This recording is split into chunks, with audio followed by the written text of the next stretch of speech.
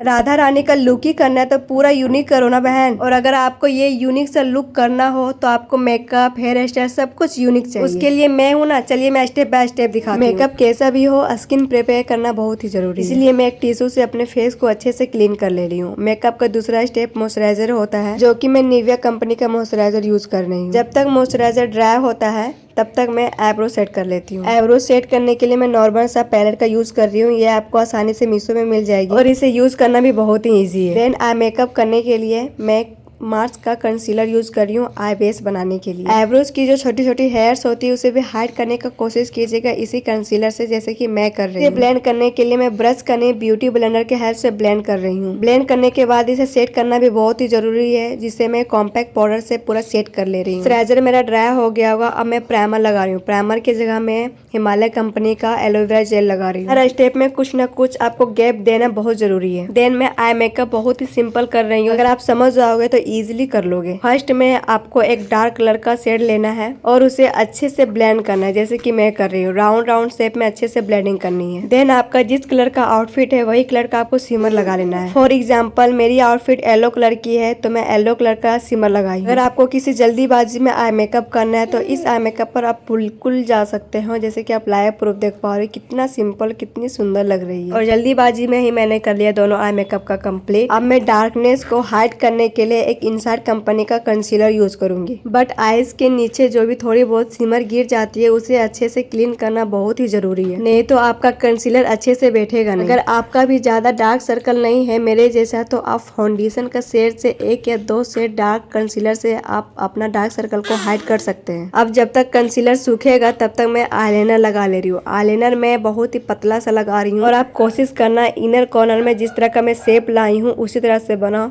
ताकि राधा लुक में बहुत ही यूनिक सा दिखो। काजल तो बिल्कुल स्किप नहीं करना है आपको। डार्क सर्कल को हाइड करने के लिए मैं कंसीलर लगाई थी, वो हो गया होगा अब ड्राई। अब मैं फाउंडेशन लगा रही हूँ। हर कोई आपको यही सजेशन देगा कि अपने स्किन टोन से ही फाउंडेशन का शेड सेलेक्ट करना चाहिए, बट मैं बोलती हूँ आप अपने स्किन टोन से एक लाइट शेड का फाउंडेशन बाय कीजिएगा। ऐसा मैं इसलिए बोल रही हूँ कि फाउंडेशन सस्ता हो या फिर महंगा, वो ऑक्सीडाइज होता है। इसका मतलब ये है कि जो शेड का फाउंडेशन आपका रहता है उससे 1 या 2 शेड वो डार्क हो जाता है। लेकिन हाँ, जब आप लाइट फाउंडेशन अपने स्किन पर लगाओगे तो आपको ऐसा फील होगा कहीं मैं मेकअप के बाद भूतनी सा ना लगूं। बट नहीं बहन, डरो मत।